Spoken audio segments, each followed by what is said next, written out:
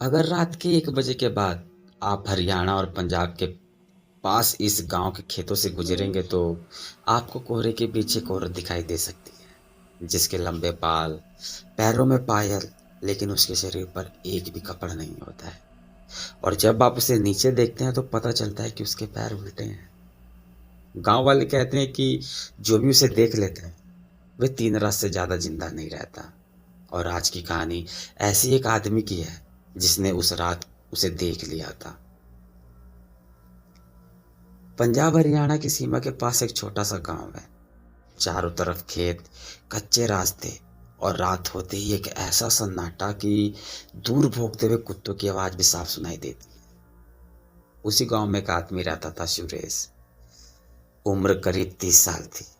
दिन में वह शहर में एक फर्नीचर की दुकान पर काम करता था और रोज रात को लेट घर आता था।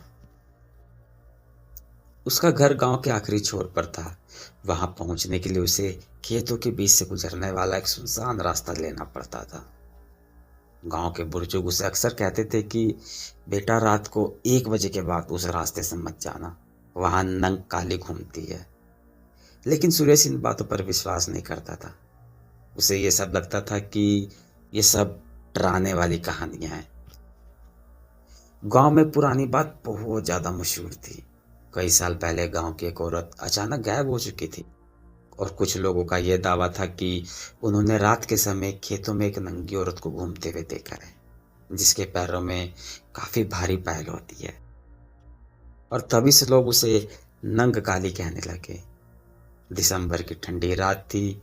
उस दिन दुकान पर काम ज्यादा नहीं था, इसलिए सुरेश देर से निकला।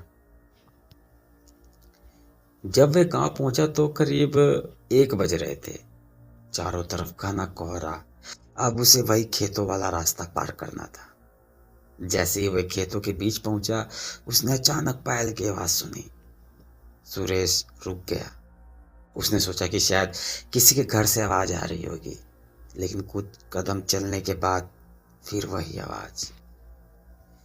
इस बार आवाज उसके बिल्कुल पास से आ रही थी। सुरेश ने सामने देखा। कोहरे के बीच थोड़ी ही दूर एक औरत की परछाई दिखी। वह धीरे धीरे उसकी तरफ चल रही थी। पहले तो सुरेश को लगा कि शायद कोई पागल औरत होगी, लेकिन जैसे ही वह थोड़ा पास आई, सुरेश का दिल अब जोर से धड़कने लगा, क्योंकि उस औरत के शरीर पर एक भी कपड़ा नहीं था। उसके लंबे बाल पूरे चेहरे पर लटक रहे थे और उसके पैरों में पायल बंधी हुई थी।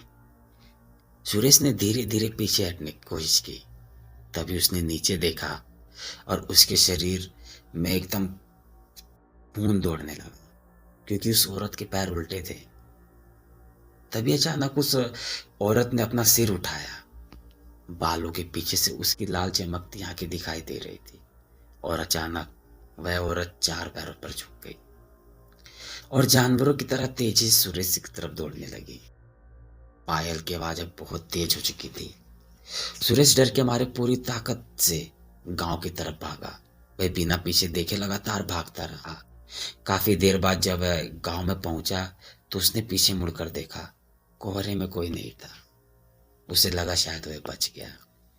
सुरेश अब घर पहुंचा और दरवाजा बंद कर कर सो गया। लेकिन रात के करीब 2 बजे उसकी अचानक से नींद खुली। उसे फिर वही आवाज सुनाई दी, लेकिन इस बार आवाज घर के बाहर से नहीं, उसके कमरे के अंदर से आ रही थी। सुरेश ने धीरे धीरे सर घुमाया। कमरे के अंधेरे कोने में लंबे बालों वाली वही औरत खड़ी थी। उसकी लाल आंख साफ चमक रही थी।